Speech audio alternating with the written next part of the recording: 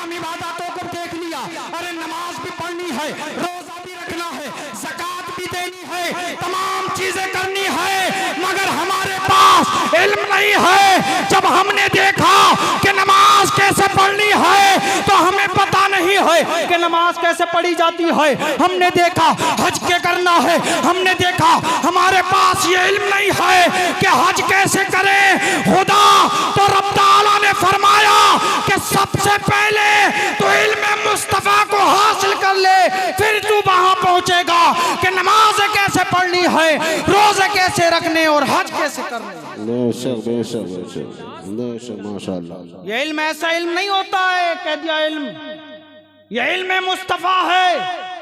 और जिसने इल्म मुस्तफा को तर्क कर दिया, गोया उसने नमाज को तर्क कर दिया। उसे पता नहीं चलेगा कि नमाज कैसे पढ़नी है, उसे पता नहीं चलेगा कि रोजे कैसे रखने, उसे पता नहीं चलेगा कि हज कैसे करने। बताइए इल्म ऐसा नहीं होता है। लोगों ने कह दिया काला और हदसना की सदाएं बुलंद करते हैं जो मदारिसों में बच्चे 9-9 साल अपनी जिंदगी गुजारते हैं, उसके बाद किसी मस्जिद में इमामत करते हैं, वो ऐसे नहीं आते हैं। उन्होंने उलूम मुस्तफा को हासिल किया है और वो इल्म जब देते हैं गाँव में। अब आज हमारे गांव का हाल ये हम बता रहे हैं। आज एक इमाम जब मिंबर पर खड़ा होता है, मिंबर पर खड़े होने के बाद ये तकारीर करता है कि तुम्हें वुज़ू कैसे बनाना है, तुम्हें गुस्ल कैसे बनाना है, तुम्हें ताज़ियादारी नहीं करनी है, तुम्हें तमाम ड्रामे नहीं करने हैं, तुम्हें नाच गानों में नहीं जाना। अब ये बता, वो इमाम जो 9 साल मदरसे में उलूम मुस्तफा सीख के आया है, आज काला और हदसना की सदाएं बुलंद कर रहा है, मसाइल बता रहा है, और एक जाहिल कहता है ये मौलवी सही नहीं है। बता वो मौलवी सही नहीं है या तू सही नहीं है? ये हकीकी बात है। ये आज हम सोचे ना, अपनी जिंदगानियों पे नजर डालें। आज हम अपने ऊपर देखें क्या एक आलिम दीन जो इतने उलूम हासिल करता है, उलूम हासिल करने के बाद हमें ये बताता है ना हराम और हलाल में फर्क क्या है, हमें ये बताता है कि किस रास्ते पे चलना है, हमें ये बताता है कि हलाल चीज क्या है, हमें ये बताता है कि गुनाहों से कैसे बचना है। कभी हमने ये सोचा ये आलिम दीन क्यों बताता है? वो आलिम दीन को मालूम है कि गुनाहों से कैसे बचना है, उसे मालूम है कि नमाज कैसे पढ़ना है, उसे मालूम है कि रोजे कैसे रखने हैं। कभी सोचा ये तेरे लिए क्यों सोचता है? वो इसलिए सोचता है कि उसने इल्म हासिल किया है, वो जानता है कि इल्म का मर्तबा क्या है, वो जानता है ये जो जाहिल अवाम है इनके पास इल्म नहीं है, अगर ये गुमराह हो गए तो हम कितने हकदार होंगे इसके। बेशक सुभान अल्लाह, क्या वाह वाह, बहुत ये खूब, बात सुभान जानता अल्लाह। है कि दीन मुस्तफा की बात क्या है। आज हम सोचे अपनी जिंदगानियों में हमने अपने बच्चों को कहां जाके छोड़ा है। बात आ गई है इल्म की। हजरत सुलेमान अलैहिस्सलाम को जानते हैं? दुनिया पे हुकूमत थी, दुनिया पे कैसे मिली हुकूमत? कोई बताए कैसे मिली हजरत सुलेमान अलैहिस्सलाम को? सरकार सल्लल्लाहु अलैहि वसल्लम हदीस में इरशाद फरमाते हैं, सहाबाए किराम बैठे हुए हैं कि तुम जानते हो सुलेमान अलैहिस्सलाम को जो पूरी दुनिया पे हुकूमत, चरिंदों परिंद जिन हर चीज पे हुकूमत, वो वाकया नहीं उस कुरान पाक में भी जिक्र किया गया है चींटियों का। चींटियों ने आवाज सुन ली कि लश्कर आ रहा है सुलेमान का, छिप जाओ, अपनी अपनी बिलों में घुस जाओ। पूरी दुनिया पे हुकूमत थी। रब ताला इरशाद फरमाता है, सुलेमान तुम्हें क्या चाहिए? तुम्हें दौलत चाहिए, शोहरत चाहिए या इल्म चाहिए? वो अर्ज करते हैं, ए पाक परवरदिगारे आलम, आज हमसे कोई पूछ देना कि तुम्हें क्या चाहिए, दौलत चाहिए, शोहरत चाहिए या इल्म चाहिए, आज हम ये कहेंगे भाई हमें पहले दौलत दे दो। दौलत तो तमाम चीजें हैं, मगर हमें ये मालूम ही नहीं इल्म क्या है। हजरत सुलेमान अलैहिस्सलाम अर्ज करते हैं, पाक परवरदिगारे आलम, हमें दौलत और शोहरत की जरूरत नहीं है, हमें इस चीज की जरूरत नहीं है। ए मालिक व मौला, मुझे इल्म दे दे, और इल्म इतना दे दे कि ये सुलेमान अपने दौर में सबसे ज्यादा जानने वाला हो। जब पाक परवरदिगारे आलम ने उन सुलेमान अलैहिस्सलाम की ये बात सुनी थी तो मौला इरशाद फरमाता है, ऐ सुलेमान, तुमने इल्म को चुना है, जाओ हमने तुम्हें दुनिया की हुकूमत। बेशक सुभान अल्लाह, नारे तकबीर, नारे रिसालत, मसलके आला हजरत, मसलके आला हजरत, इश्क मोहब्बत, इश्क मोहब्बत, इश्क मोहब्बत, इश्क मोहब्बत, नारे तकबीर, नारे रिसालत। क्या सुलेमान अलैहिस्सलाम जिन्होंने इल्म मांगा रब ताला से, रब ताला ने कहा सुलेमान हमने तुम्हें तीनों चीजें दे दी, दौलत भी दे दी, शोहरत भी दे दी, इल्म भी दे दिया, और इल्म देने के बाद पूरी दुनिया पे हुकूमत दे दी। इल्म ऐसी चीज नहीं है, इंसान अगर पहचाना जाता है तो अपने इल्म से जाना जाता है। आज हम अपने घरों में देखें, हम अपने मसाइल हल नहीं कर सकते। आज हम नमाजें कैसे पढ़ते हैं हमें ये खुद नहीं मालूम है। आज कोई मसाइल आ जाए नापाकी पाकी के हम खुद नहीं जानते, आज हम खुद नहीं जानते, मगर हमारे सामने हमारे बच्चे मौजूद हैं। आज जो हमारे बच्चे छोटे बच्चे हैं, अगर हमने उनको इल्म दीन नहीं दिया, इल्म हासिल करने के लिए मदारिस नहीं भेजा, आज हम अपनी जिंदगानियों को देखें कि आज हम कहां पर मौजूद हैं। हम अपनी जिंदगानियों को देखें कि आज हम कोई चीज नहीं जानते, कोई मसाइल नहीं जानते। या खुदा, आज अगर हम मसाइल नहीं जानते हैं, हमारे आने वाले बच्चे, आगे आने वाला दौर ऐसा ना हो कि हमारे बच्चे इल्म से महरूम रह जाए। ये हमारे लिए नहीं होना चाहिए। हमें कोशिशें करनी है, काविशें करनी है कि हम इल्म मुस्तफा को दे सकें बच्चों को।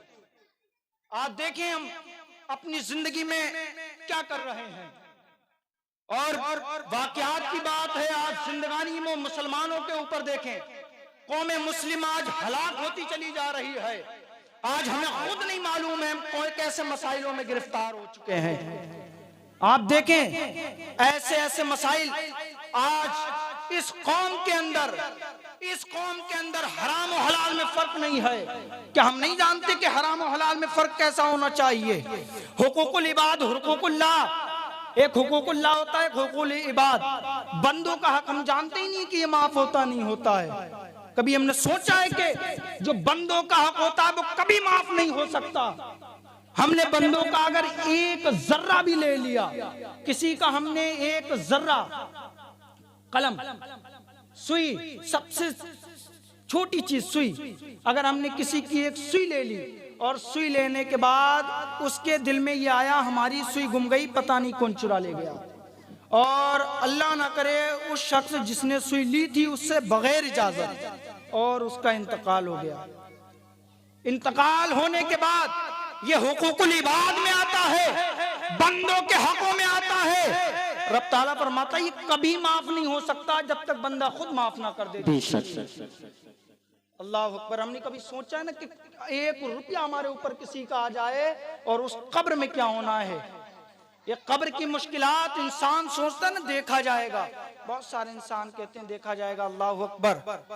ये मालूम है इंसान की दाढ़ी ये सफेद होना, सरकार फरमाते हैं ना इंसान की दाढ़ी का सफेद होना वो याद करे अपनी मौत को, कि हमें उस कब्र में भी जाना है, हमें वो सवालात भी होने हमसे कि हमने दुनिया में क्या किया था। क्या दुनिया में हमने अय्याशियां की थी? क्या दुनिया में हमने सिर्फ गाने तमाशे किए थे?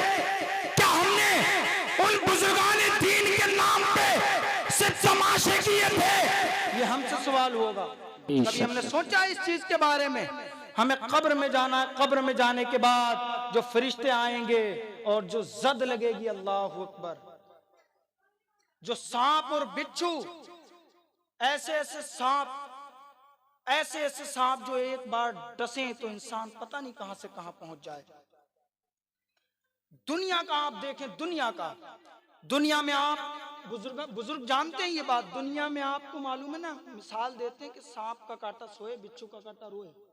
आपने सुना है ना बिच्छू के कांटे में कितना जहर होता है, इंसान कितनी तकलीफ तड़पता है इंसान।